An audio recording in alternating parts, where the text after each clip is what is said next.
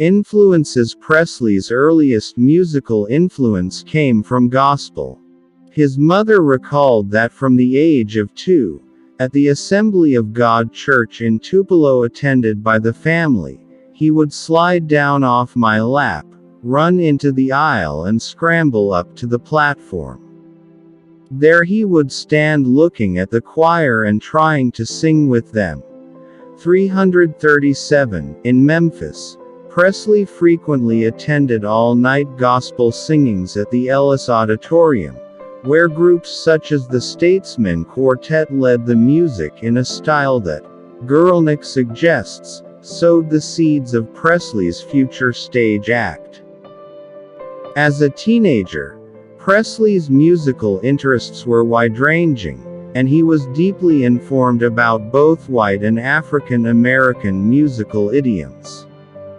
Though he never had any formal training, he had a remarkable memory, and his musical knowledge was already considerable by the time he made his first professional recordings aged 19 in 1954. When Jerry Leiber and Mike Stoller met him 2 years later, they were astonished at his encyclopedic understanding of the blues. 339 and, as Stoller put it, he certainly knew a lot more than we did about country music and gospel music. 158. At a press conference the following year, he proudly declared, "I know practically every religious song that's ever been written." 149. Musicianship. Presley played guitar, bass, and piano. He received his first guitar when he was 11 years old. While he couldn't read or write music and had no formal lessons, he was a natural musician and played everything by ear. 340. Presley often played an instrument on his recordings and produced his own music. Presley played rhythm acoustic guitar on most of his Sun recordings and his 1950s RCA albums. He played electric bass guitar on "You're So Square, Baby I Don't Care," after his bassist Bill Black had trouble with the instrument. 341. Presley played the bass line including the intro. Presley played piano on songs such as "Old Shep" and "First in Line" from his 1956 album Elvis.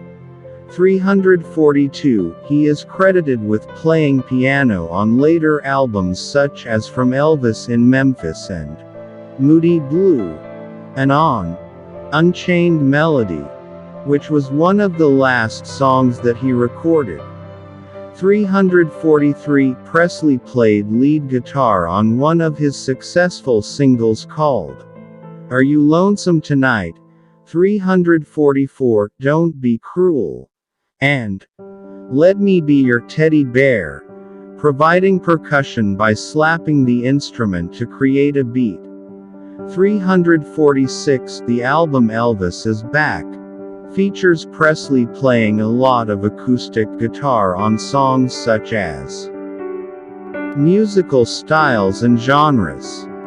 Presley was a central figure in the development of rockabilly, according to music historians.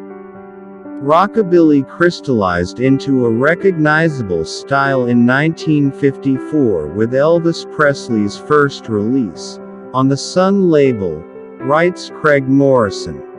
Style country finger-picking, double stop slides from acoustic boogie, and blues-based bent note, single-string work, is a microcosm of this fusion.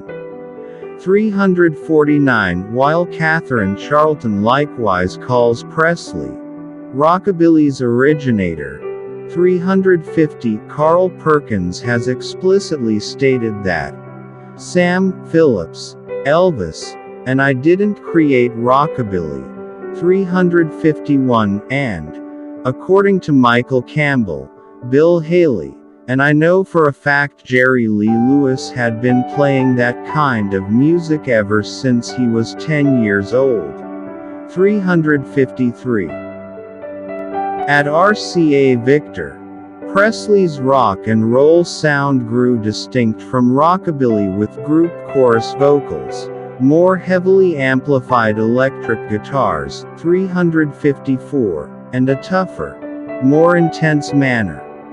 355. While he was known for taking songs from various sources and giving them a rockabilly, rock and roll treatment, he also recorded songs in other genres from early in his career, from the pop standard, Blue Moon, at Sun Records to the country ballad, How's the World Treating You, on his second RCA Victor LP, to the blues of Santa Claus is Back in Town. In 1957, his first gospel record was released, the 4-song EP Peace in the Valley. Certified as a million seller, it became the top-selling gospel EP in recording history. 356. Presley would record gospel periodically for the rest of his life. After his return from military service in 1960, Presley continued to perform rock and roll, but the characteristic style was substantially toned down. His first post-Army single, the #1 hit, Stuck on You, is typical of this shift. RCA Victor publicity referred to its mild rock beat. Discographer Ernst Jorgensen calls it upbeat pop. 359. The number 5. She's Not You, 1962, integrates the Jordanaires so completely, it's practically doo-wop. 360. The modern blues R&B sound captured with success on Elvis's Back was essentially abandoned for 6 years until such 1966-67 recordings as Down in the Alley and High Heel Sneakers.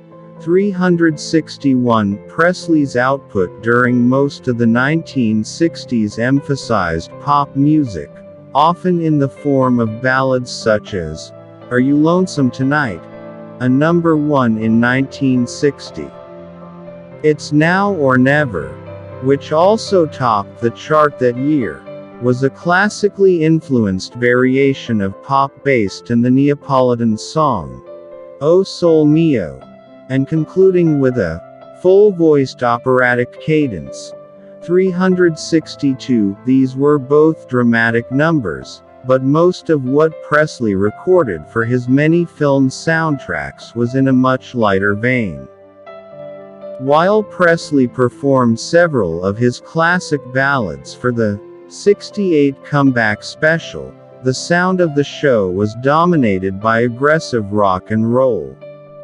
He recorded few new straight rock and roll songs thereafter. As he explained, they had become hard to find. 364. A significant exception was Burning Love, his last major hit on the pop charts. Like his work of the 1950s, Presley's subsequent recordings reworked pop and country songs, but in markedly different permutations. His stylistic range now began to embrace a more contemporary rock sound as well as soul and funk. Much of Elvis in Memphis' vocal style and range, the developmental arc of Presley's singing voice, as described by critic Dave Marsh, goes from high and thrilled in the early days, to lower and perplexed in the final months. 366. Marsh credits Presley with the introduction of the vocal stutter on 1955's Baby Let's Play House. 367. When on Don't Be Cruel, Presley slides into a that marks the transition between the first two verses. He shows how masterful his relaxed style really is. 368 Marsh describes the vocal performance on Can't Help Falling in Love as one of gentle insistence and delicacy of phrasing, with the line, "Shall I stay?" pronounced as if the words are fragile as crystal. 369. Jorgensen calls the 1966 recording of How Great Thou Art an extraordinary fulfillment of his vocal ambitions, as Presley crafted for himself an ad hoc arrangement in which he took every part of the four-part vocal, from the bass intro to the soaring heights of the song's operatic climax, becoming a kind of one-man quartet. 370 Guralnick finds Stand By Me from the same gospel sessions, a beautifully articulated, almost nakedly yearning performance, but, by contrast, feels that Presley reaches beyond his powers on Where No One Stands Alone, resorting to a kind of inelegant bellowing to push out a sound that Jake Hess of the Statesmen Quartet had in his command.